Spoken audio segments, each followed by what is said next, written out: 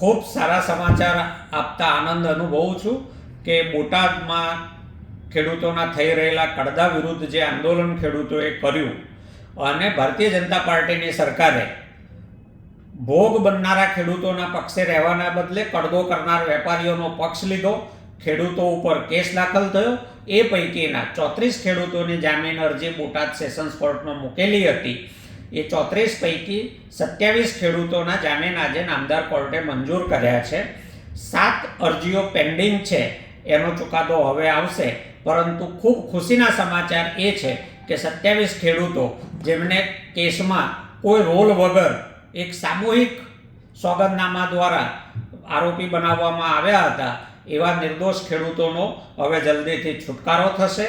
આ બોટાદના કડદાકાંડની આખી લડાઈમાં એક મહત્ત્વનું પહેલું પગથિયું જે ખેડૂતોએ જીત્યું છે અને આવનારા દિવસોમાં કાનૂની રાહે તમામ અડચણોને પાર કરીને ખેડૂતો સફળ થશે એવી આશા છે।